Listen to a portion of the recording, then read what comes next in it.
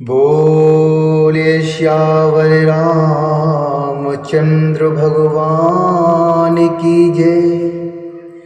महर्षि वाल्मीकि भगवान की जय। श्री हनुमान जी महाराज की जय।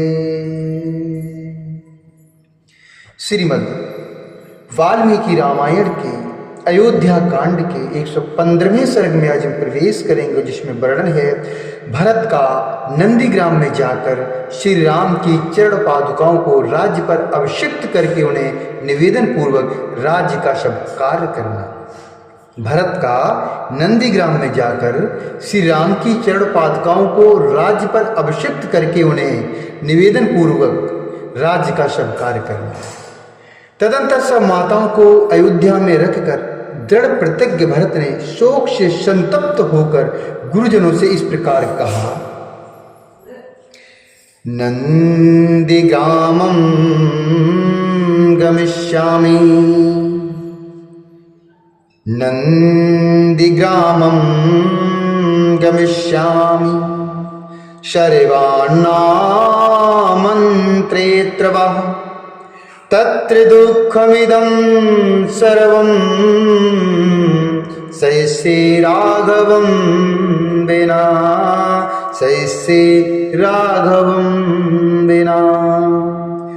गतश्चाहो दिवं राजा वनस्थः स गुरुर्मम, रामं प्रतीक्षे राज्याय स हि राजा महायशः, रामं प्रतीक्षे राज्याय स हि राजा महायशः।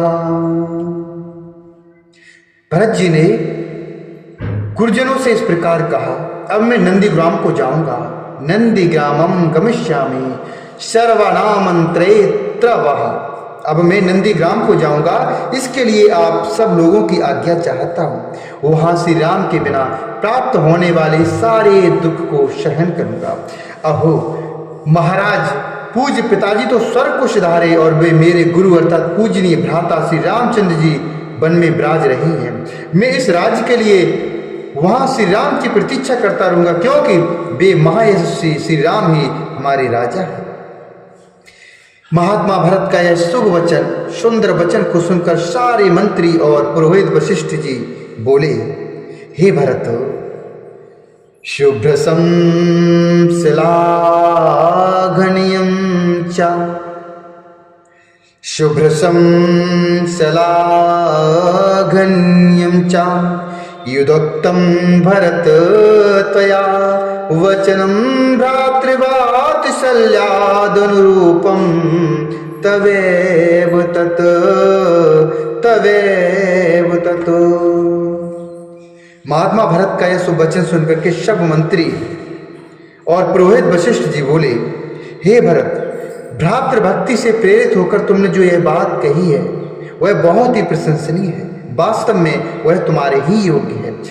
तुम अपने भाई के दर्शन के लिए सदा ललायित रहते हो, तुम अपने भाई के दर्शन के लिए सदा ललायित रहते हो और भाई के ही सौहार्द अर्थात हित साधन में संलग्न हो, साथ ही श्रेष्ठ मार्ग पर स्थित हो। अतः कौन पुरुष तुम्हारे विचार का अनुमोदन नहीं करेगा। मंत्रियों का अपनी रुचि के अनुरूप प्रिय वचन सुनकर भरत ने सारथी से कहा, मेरा रथ जोत कर तैयार किया जाए। फिर उन्होंने प्रसन्न वदन होकर सब माताओं से बातचीत करके जाने की आज्ञा ली। इसके बाद शत्रुघ्न के सहित श्रीमान भरत रथ पर सवार हुए। रथ पर आरूढ़ होकर परम प्रसन्न हुए भरत और शत्रुघ्न दोनों भाई मंत्रियों तथा पुरोहितों से घिरकर शीघ्रता पूर्वक वहां प्रस्तुत हुए, अर्थात वहां से प्रस्तुत हुए। आगे आगे वशिष्ठ आदि सभी गुरुजन एवं ब्राह्मण चल रहे थे। उन सब लोगों ने अयोध्या से पूर्वाभिमुख होकर यात्रा की और उस मार्ग को पकड़ा जो नंदीग्राम की ओर जाता था। भरत के प्रतिष्ठित होने पर हाथी, घोड़े और रथों से भरी हुई सारी सेना भी बिना बुलाए ही उनके पीछे पीछे चल दी और समस्त प्रवासी भी उनके साथ होकर चल दिए। धर्मात्मा भ्रातृवत्सल भरत अपने मस्तक पर भगवान श्री राम की चरणोपादुका लिए रथ पर बैठकर बड़ी शीघ्रता से नंदीग्राम की ओर चले। नंदीग्राम में शीघ्र पहुंचकर भरत तुरंत ही रथ से उतर पड़े और गुरुजनों से इस प्रकार बोले, एतद राज्यं मम भ्रात्रा दत्तं सन्न्यासमुत्तमं योगक्षेम वहेच्चे मे पादुके हेम भूषिते पादुके हेम भूषिते। भरता शिरसा कृत्वा सन्न्यासमुपादुके ततः अब्रवीद दुःख संतप्तः सर्वं प्रकृतिमण्डलम् अब्रवीद दुःख संतप्तः सर्वं प्रकृतिमण्डलम्।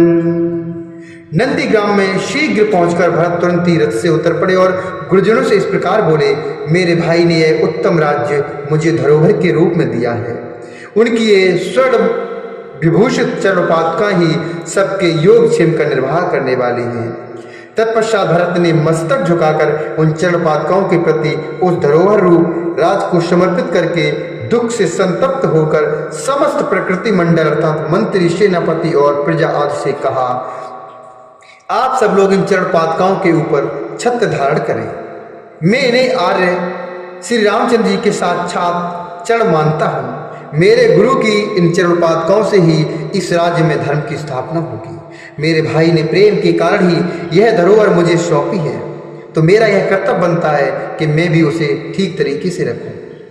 अतः मैं उनके लौटने तक इसकी भली भांति रक्षा करूंगा। इसके बाद मैं स्वयं इन चरणोपादुकाओं को पुनः शीघ्र ही श्री रघुनाथ जी के चरणों से संयुक्त करके इन पादुकाओं से सुशोभित श्री राम के उन युगल चरणों का दर्शन करूंगा।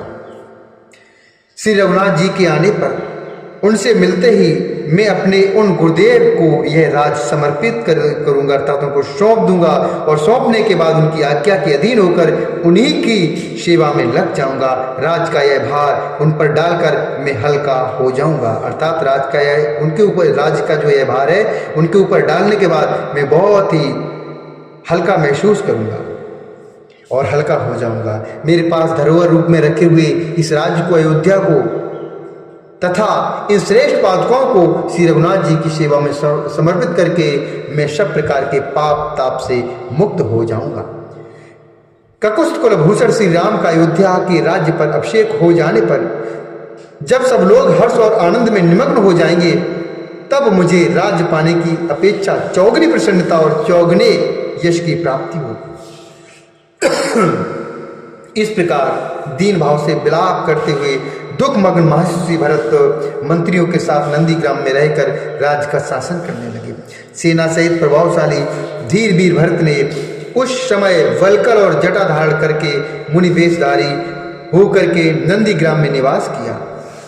भाई की आज्ञा का पालन और प्रतिज्ञा के पार जाने की इच्छा भाई की आज्ञा का पालन और प्रतिज्ञा के पार जाने की इच्छा करने वाले भ्रातृवत्सल भरत श्री रामचंद्र जी के आगमन की आकांक्षा रखते हुए उनकी चरणोपादुकाओं को राज्य पर अभिषिक्त करके उन दिनों नंदीग्राम में रहने लगे।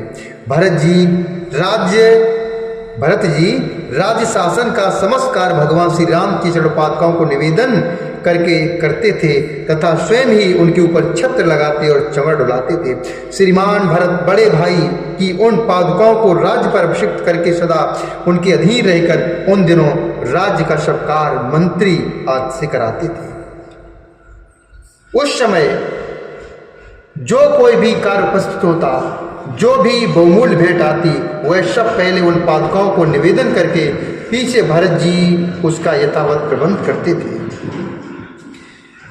तदा हि यते कार्यम उपेति किंचिदुपायनं चोपृतं महारहं सपादुकाभ्याम प्रथमं निवेद्य चकार पश्चाद् भरतो यथावत्।